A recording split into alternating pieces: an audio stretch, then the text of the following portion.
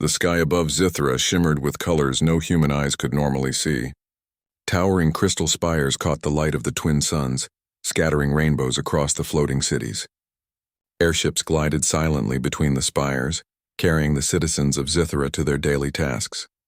On the largest spire, the royal palace, the alien Princess Lyra walked along a balcony, her long, silvery hair swaying in the wind. Lyra had always been curious. From the moment she could walk, she wandered beyond the palace halls, learning about her people, their culture, and the wonders of Zithra. Her people were intelligent, graceful, and telepathic, able to communicate emotions without speaking. But Lyra was different. She questioned traditions and liked to explore the world herself, rather than rely only on what the council told her. It was during one of her morning walks that she noticed something unusual. A streak of fire cut across the sky, heading straight for the crystal lakes below the city. Palace guards shouted alarms, but Lyra's sharp eyes were already tracing its path. The streak hit the surface of the lake with a huge splash, sending waves across the floating platforms. Without waiting for orders, Lyra summoned a small transport vehicle and flew down to the lake. The palace guards hesitated but followed her. When they arrived, they saw a strange object partially submerged in the water. It was unlike any Zithran craft. They had never seen such smooth metal or compact design. From the wreckage emerged a man, struggling to pull himself free. His clothes were torn and his face was pale with shock, but he was alive. Lyra leaned over the edge of her vehicle, her large violet eyes studying him closely. "Who are you?" she asked. Her voice carried clearly across the water, but it was calm, not commanding. The man looked up, blinking at the sunlight reflecting off the crystals. I'm Ethan. I don't know where I am." His voice sounded strange to Lyra's ears, heavy with an accent she didn't recognize. The guards murmured nervously. They had been trained to protect the princess from outsiders, but this was unlike anything they had ever seen. One of them stepped forward. "Your Highness, we should take him to the detention chambers." "We don't know his intentions," Lyra shook her head. "No, he is hurt. Let me speak to him first." Carefully, she reached down and helped Ethan onto the platform. He was trembling, but Lyra noticed the determination in his eyes. There was something unusual about this human. Fragile, yes, but unafraid in the face of the unknown. "Can you move?" Lyra asked. Ethan nodded slowly. I think so. My ship, it crashed. I didn't mean to come here." Lyra studied him for a moment. She could sense his emotions faintly, a mixture of fear, confusion, and a small spark of courage. It was not enough to endanger her world, she thought, but enough to make her curious. "Follow me," she said finally, leading him away from the lake. The guards exchanged nervous glances but obeyed. As they approached the palace, Ethan looked around in awe. The crystal towers, the floating walkways, and the strange vehicles moving through the air left him speechless. This is incredible," he whispered. Lyra smiled faintly. "This is Zithra, my world." Inside the palace, Lyra guided Ethan to a private chamber where he could rest. She summoned food and water, noticing that he ate with a strange mix of hunger and carefulness. He looked human in a way she had never seen before. Simple features, limited gestures, yet a strength that came from his mind rather than his body. Over the next few hours, Lyra observed him carefully. Ethan asked questions about Zithra, its people, and its culture. He was eager to learn, and unlike some strangers, he did not treat her with fear or worship. He spoke as if he were meeting another intelligent being on equal ground. "Do you always have floating cities?" he asked, pointing to the window where the spires shimmered in the sunlight. Lyra laughed softly. "Yes and no. This city was built by generations of my people. But each city has its own way. You humans, are you builders too?" Ethan nodded. "We try, but I think your world is more advanced than ours." "Much more advanced?" Lyra's curiosity grew. She noticed that Ethan's mind worked differently. He suggested solutions to simple problems, such as repairing a small broken mechanism in the palace doors, that Zithran engineers would not have considered. His ideas were practical, creative, and sometimes reckless, but effective. Later, the palace council convened. They were uneasy about the human's presence. "Your Highness," one elder said, "this is a violation. We cannot allow outsiders to wander freely. We do not know his intentions." Lyra stood tall, her expression firm. "I am aware of the risks, but I will not let fear dictate our actions. He has shown no hostility. He may even teach us something new. The council murmured in protest, but Lyra's decision held. She spent more time with Ethan, guiding him through the floating gardens and crystal archives, showing him Zithra's history and culture. Ethan was fascinated and asked many questions, but he also shared stories of his world, of Earth, its struggles, and its people's creativity. Lyra found his perspective refreshing, even inspiring. One day, as they explored a terrace overlooking the floating city, a sudden tremor shook the platform. Crystals fell from nearby spires and a strong wind threatened to knock them off balance. Ethan's quick thinking helped Lyra anchor the platform using her own energy projection, combined with a simple mechanical solution he suggested.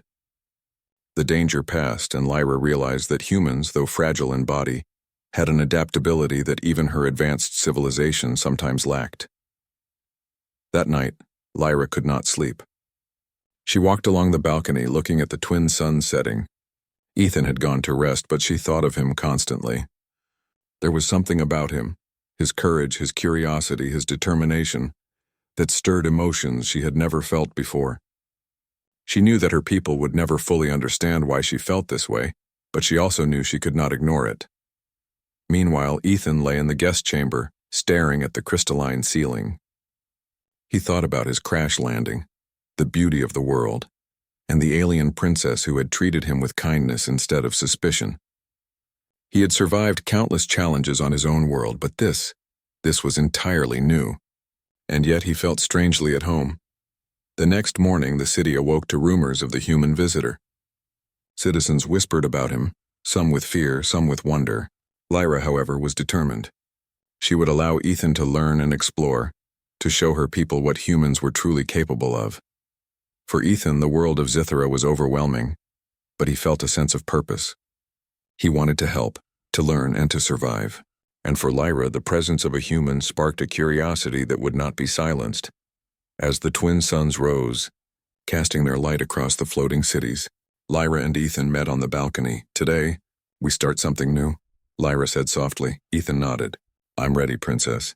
Wherever this goes, I'll do my best." Lyra smiled. "Then let's begin." And so, the human and the alien princess took the first steps toward a journey that neither of them could have imagined. A journey that would challenge traditions, test courage, and perhaps change the fate of Zithra forever. The sun rose over Zithra, casting golden light across the crystal towers. The floating city seemed alive, shimmering like a giant jewel. Lyra moved through the city streets with Ethan at her side.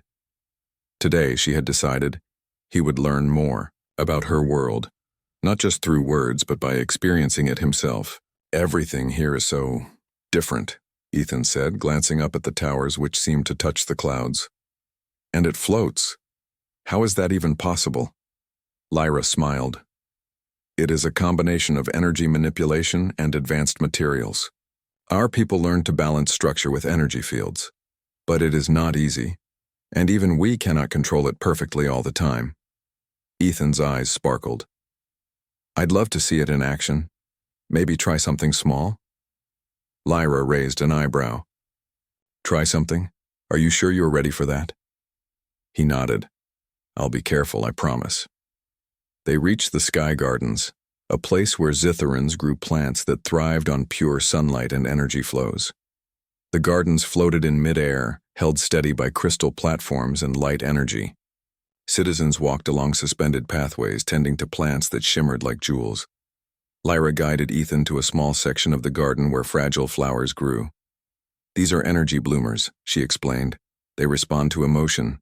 Calmness makes them shine brighter. Agitation can make them close." Ethan knelt down, carefully touching one of the glowing petals. It pulsed softly, responding to his gentle presence. Lyra watched, noticing his natural sensitivity. "Humans are interesting," she murmured to herself. "You do not have our energy control, yet you influence these flowers in ways I did not expect." Ethan looked up, smiling. "I guess it's just being careful and paying attention." The lesson was interrupted by a sudden disturbance. A small group of young Zitherans accidentally released a burst of energy that threatened to destabilize one of the floating platforms. Without thinking, Ethan grabbed one of the stabilizing rods Lyra pointed out and anchored the platform with her guidance. Together, they restored balance before any serious damage occurred. Lyra's heart raced, not from fear, but from admiration. "You adapt quickly," she said. Ethan shrugged. "I have to. On my world, we deal with unexpected situations all the time. We don't always have rules to guide us." Later, they walked through the crystal archives, a vast library where knowledge was stored in glowing data crystals. Lyra demonstrated how her people accessed information by touching the crystals, feeling the emotions and memories contained within. Ethan tried the same, and though he could not feel the same depth, he approached it logically, understanding patterns and connections in ways the Zitherans sometimes missed. The Palace Council, however, was less impressed. Whispers circulated about the human visitor. "This is not normal," one elder said during a meeting. "A human in the palace is dangerous. We cannot trust him." Lyra stood tall. "He has caused no harm, and has already shown he can help in ways our people do not expect. He is not here to destroy us." "But he is still an outsider," another council member protested. "Our rules are clear. Outsiders are not allowed to interfere in our society." Lyra clenched her fists. "Rules exist to guide us, not to blind us. If we dismiss new ideas out of fear, we will remain stagnant. I am willing to take that risk." Meanwhile, Ethan continued learning about Zitharan life. He tried eating their meals, which glowed softly and changed flavor with thought.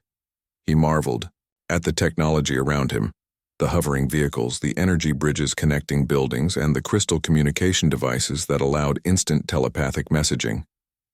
At first, he made mistakes.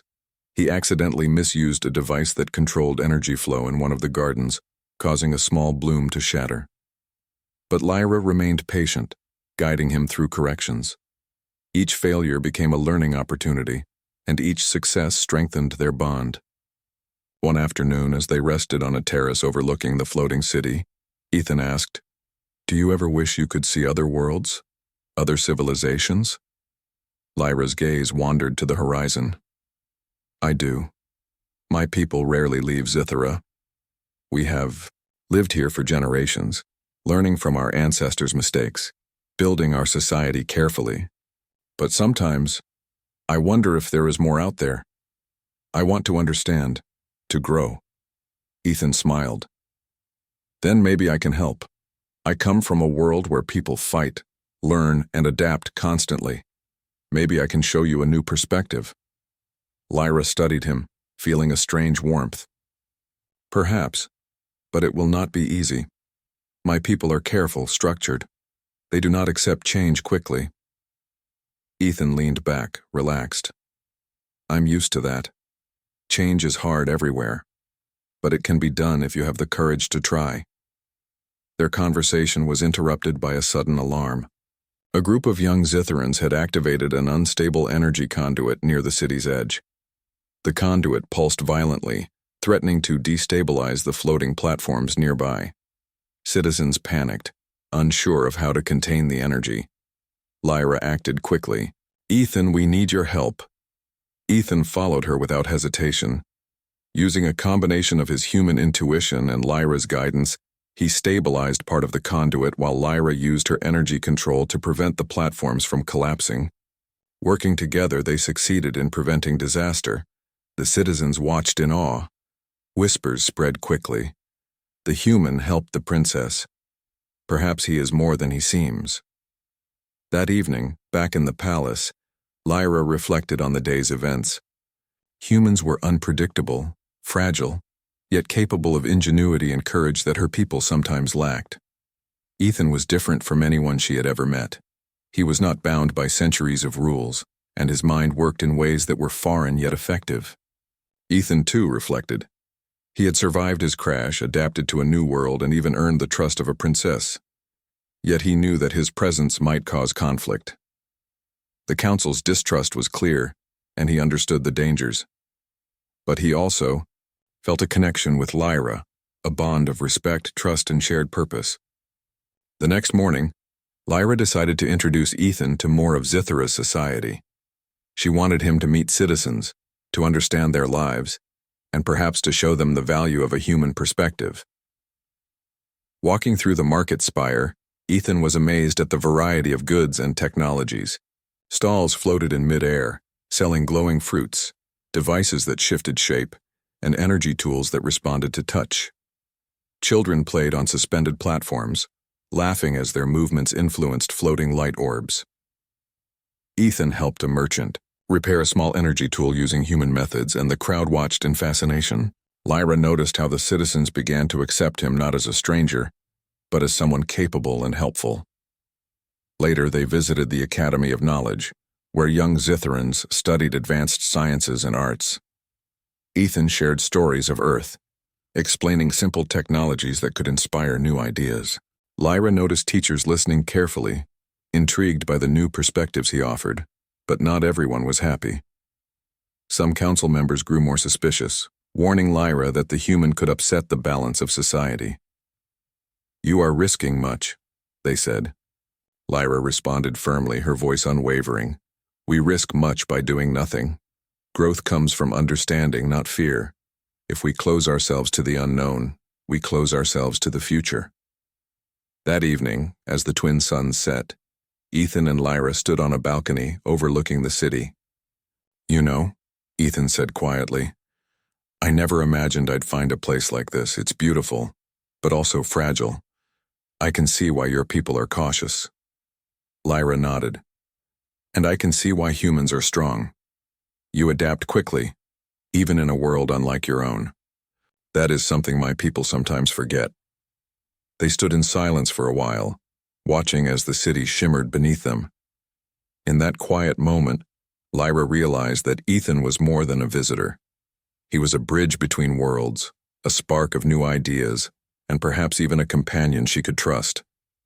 Little did they know, their growing bond would soon be tested. Forces from outside Zithera were already taking notice of the human's presence, and change was coming faster than either of them could imagine. But for now, in the golden light of the twin suns, Lyra and Ethan shared a moment of understanding, a beginning of trust, and the first step toward a journey that would challenge both their worlds. The city of Zithera woke to a calm morning, but the tranquility was fragile. Lyra had risen early, walking along the crystal balcony that overlooked the floating city. She often came here to think, to breathe, and to plan her day. Today, however, a subtle unease pressed at her mind, a sense she could not explain. Ethan joined her, carrying a small breakfast tray. "You seem tense," he said, handing her a glowing fruit. Lyra took it, her eyes still scanning the horizon. "I feel something is approaching." A ripple in the energy flows. "Nothing dangerous yet, but unusual." Ethan frowned. "Ripple like a storm?" "Not exactly," Lyra said.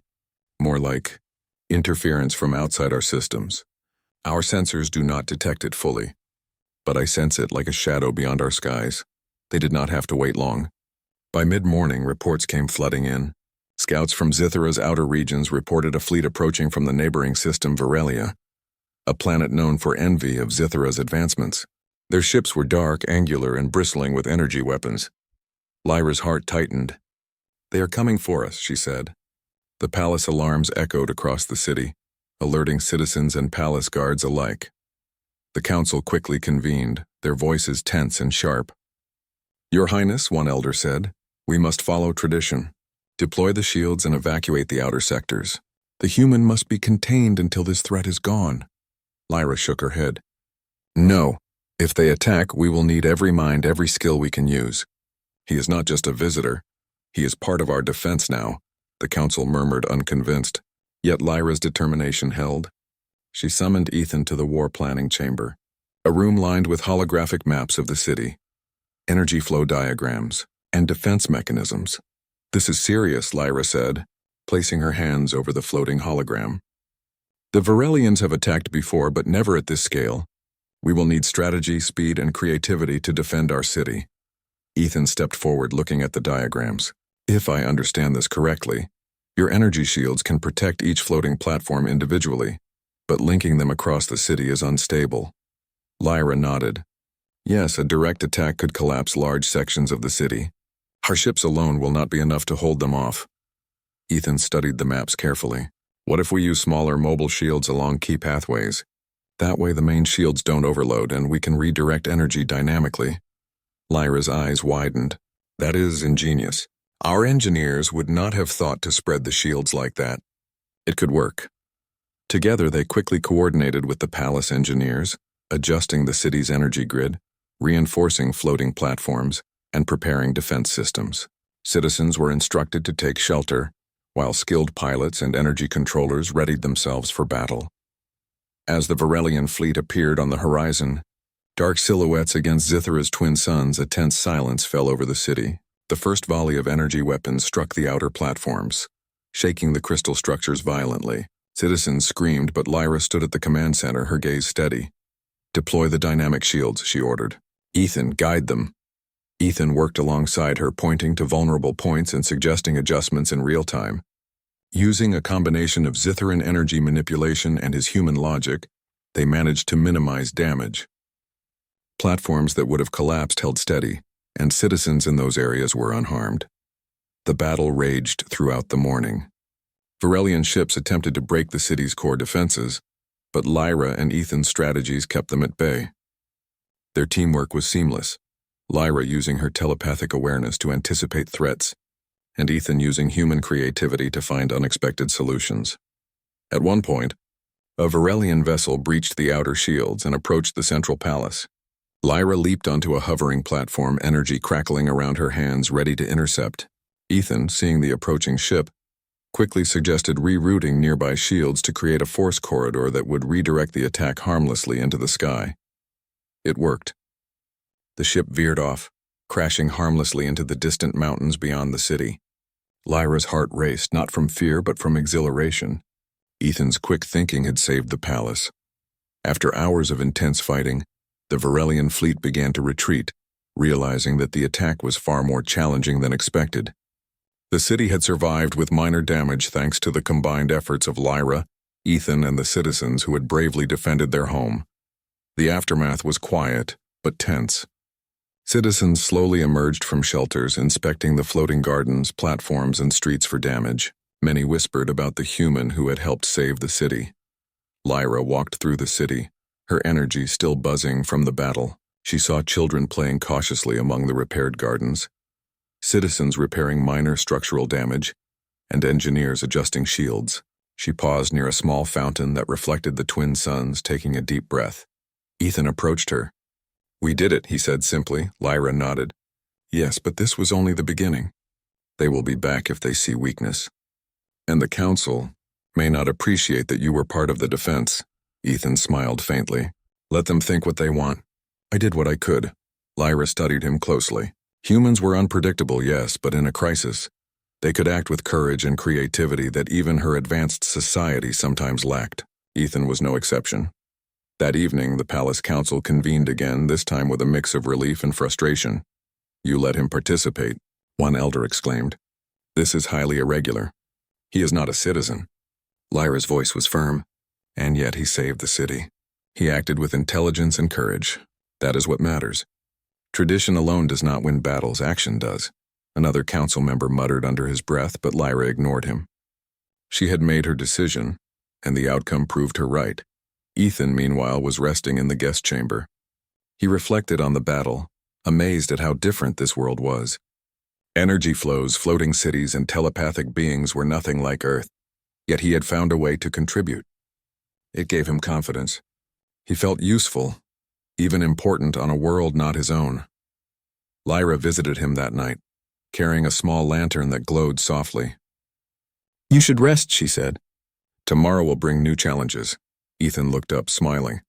"I think I finally understand Zithra a little better. And I understand you, Princess. You care deeply for your people and will do anything to protect them." Lyra studied him, her violet eyes thoughtful. "And you? You adapt in ways my people never expected. You are not afraid to act, even when the situation is uncertain." "That is rare, Ethan," he shrugged. "I guess it's what humans do. We face the unknown and figure things out as we go." Lyra smiled softly, feeling a connection she had never felt before. Humans were fragile, yes, but resilient. They could see solutions that her people, with all their knowledge, might overlook. She realized that perhaps humans were not just visitors to Zithra, They could be partners, allies, even friends. The next day brought more rebuilding. Citizens worked tirelessly, and Lyra and Ethan coordinated repairs and improvements. They discussed new ways to strengthen the city's defenses and integrate human strategies into Zitharan systems. Lyra saw the potential for a collaboration that could benefit her people in ways the Council had never imagined. Yet, beneath the success and admiration, Lyra felt a growing tension. The Varelians had attacked, and it was only a matter of time before they returned. She also knew that the Council's resistance to outsiders, to change, and to humans could pose another challenge. But for now, there was hope. Zithara had survived its first major threat in centuries, and a human had played a vital role. Lyra looked out over the floating city once more, watching the citizens moving among the shimmering towers. She knew that the days ahead would test courage, wisdom, and trust, and that she and Ethan would face them together. And as the twin suns set, casting long shadows across the crystal spires, Lyra made a silent promise. She would protect her people, embrace new ideas, and see this human not as an outsider, but as a partner in shaping the future of Zithara. The first battle had ended, but a larger war of ideas, trust, and survival was just beginning. The city of Zithara was quiet that morning, the twin suns reflecting softly off the crystal towers. Lyra walked alone through the palace corridors, her mind heavy with thoughts she could not share. The battle with the Varelians had passed, but the tension lingered. Citizens admired her courage, yet the Council's murmurs of disapproval reached even her chambers. Ethan joined her in the gardens, carrying a small tray of glowing fruit. "You've been quiet," he said, placing the tray beside her. "Something on your mind?" Lyra sighed. "It's not the battle itself, Ethan. We survived that. It's what comes after. The Council, they question everything you've done. They say I cannot allow a human to influence our world." Ethan frowned. "And what do you think?" "I think sometimes the right choice is not the easiest one," she replied, her violet eyes scanning the floating gardens. "I have always followed my instincts, my curiosity, my desire to protect my people. But this accepting you, learning from you, it is against every tradition we have." Ethan stepped closer. "Tradition doesn't always mean it's right. You proved that today. You saved your city by trusting me. Maybe trusting yourself is just as important." Lyra studied him. Humans were different from her people. They did not always rely on rules or collective judgment. They relied on individual choices, courage, and intuition.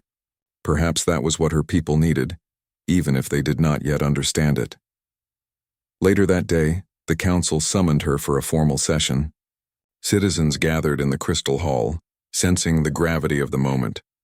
Lyra's advisors spoke in measured tones, each emphasizing the risks of involving Ethan further. "Your Highness," one elder began, "we respect your wisdom, but this human is an unknown element.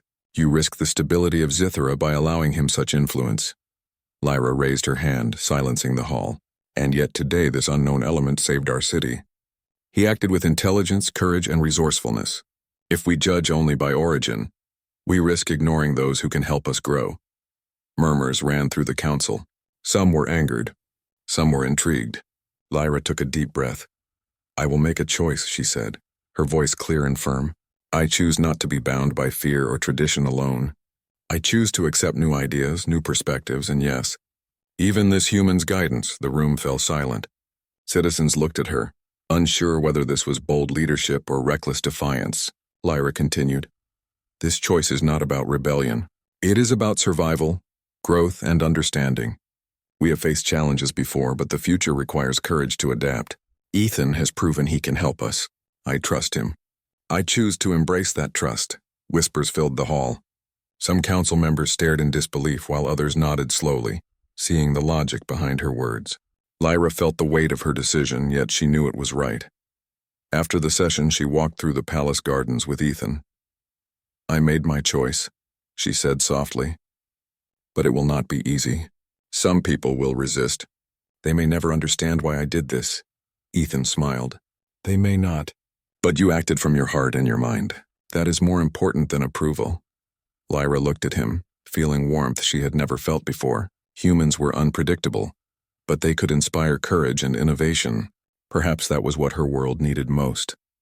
The next few days were spent reinforcing defenses and integrating Ethan's ideas with Zitharan technology. Citizens began to see the benefits of his perspective. Energy flows became more stable, floating platforms more secure, and small innovations spread through the city like sparks of light. One evening, Lyra and Ethan stood on the balcony overlooking the city. "Do you ever wonder what would happen if you returned to your world?" Lyra asked quietly. Ethan shook his head. "Not now. I feel like I belong here, and I want to help you, your people, your world." Lyra smiled softly.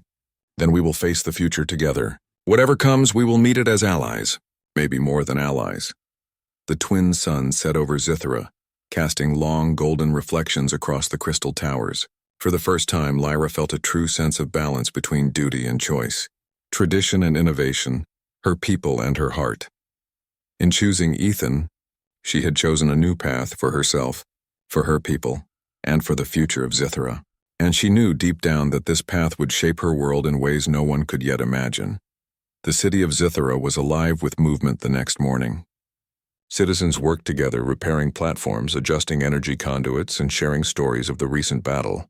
But this time, a different energy ran through the city, a sense of hope and possibility. Lyra and Ethan moved through the streets, guiding efforts and offering suggestions. The combination of human ingenuity and Zitharan knowledge proved effective. Simple human solutions combined with advanced energy technology created improvements that even the council had not anticipated.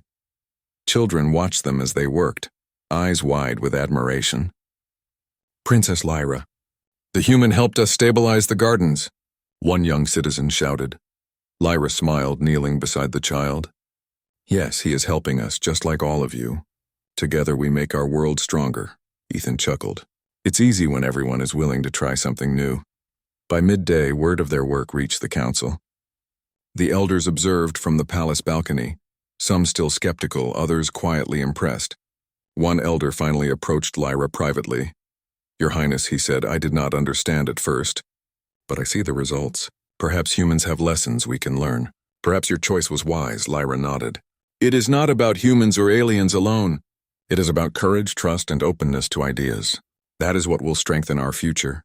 As the weeks passed, Zithara entered a new era. Citizens began experimenting with combined human-Zitharan innovations. Floating farms became more efficient, energy systems more stable, and defensive mechanisms more adaptable. Humans and Zitharans alike began to understand the value of collaboration. Ethan, too, became a respected figure. He trained citizens in practical problem-solving and offered solutions that complemented Zitharan technology. Yet he never sought power or recognition. His goal was simple: to help, to learn, and to be part of something greater than himself. Lyra watched him, feeling a deep sense of gratitude. He had arrived as a stranger, but now he was a partner, a friend, and perhaps something more. Her people began to see him not as an outsider, but as a symbol of possibility and courage. One evening, as the twin suns dipped below the horizon, Lyra and Ethan stood atop the palace's highest spire. The city below shimmered in the fading light, a mosaic of floating platforms and glowing energy streams. "Do you ever think about your world?" Lyra asked softly. Ethan shook his head. "Not as much as I used to. I feel at home here, with you, with your people. This world, it's incredible and I want to be part of it." Lyra smiled. "Then we will shape it together. No fear, no doubt, just trust and courage. That is how we move forward." The city seemed to pulse in agreement, the citizens below carrying on with work and play, unafraid of the challenges ahead. The battle with the Virelians had passed, but the lessons remained. Courage, adaptability, and openness to new ideas were stronger than fear, tradition, or isolation. Lyra and Ethan walked through the city streets that night, observing the small changes they had inspired: energy flows glowing more steadily, gardens thriving, floating platforms more secure. Citizens waved and smiled, grateful for leadership that embraced both innovation and heart. "Do you think they will accept all the changes?" Ethan asked. Lyra considered for a moment. Change is never easy, but when people see results, they begin to trust. Courage inspires trust, and trust inspires courage. That is how a world moves forward. Ethan nodded. "Then let's keep going. Lyra glanced at him, feeling a quiet warmth. Humans were fragile, yes, but resilient. They could inspire hope, creativity, and action. She realized that by choosing him, she had chosen not only a companion, but a partner in shaping the future. A future where Zithara could thrive like never before. As the night deepened, Lyra stood on the balcony once more, gazing at the stars. She thought of the twin suns, the floating city, and the possibilities ahead. The presence of a human had changed her world, not just by his actions, but by opening her mind to new perspectives, new courage, and new hope. Ethan joined her silently. Together they watched the first hints of dawn begin to color the sky. "This is only the beginning," Lyra said softly. Ethan nodded, taking her hand.